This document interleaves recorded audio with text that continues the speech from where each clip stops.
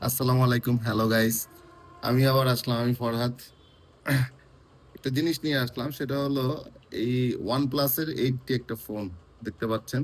তো এই ফোনটা দীর্ঘ অনেকদিন যাবতই আমি ইউজ করতেছি। যখন লঞ্চেস হইছে তখনই আমি এটা ৳৬২,০০০ দিয়ে কিনছিলাম। তো ফোনটা এখনো গ্লাস-ক্লাস সবই চকচকা আরকি। কিছু স্ক্র্যাচ পড়ছে। তো এখন বিষয়টা যে তথ্য নিয়ে আরকি আমি আসছি সেটা হলো গাইস, তো এই OnePlus 8T তে প্রায় গ্রিন লাইন দেখা গেছে। প্রচুর পরিমাণে গ্রিন লাইন পড়ছে। তো এখন আমারটাও গ্রিন লাইন ইস্যু ছিল। তো পরে আমি দীর্ঘ ৮-৯ মাস আগে এক এটাকে আমি রিপেয়ার করছি। তো রিপেয়ার করার পরে একটা মার্কেটে অরিজিনাল বলে আরকি ৳৬,৫০০ নিয়েছিল।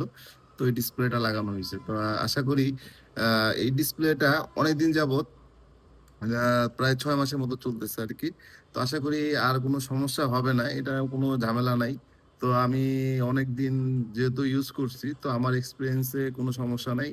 আ আপনার কালার বলেন, আপনার রিফ্রেশ রেট বলেন, এভরিথিং সব ওকে আরকি। কোন সমস্যা নাই।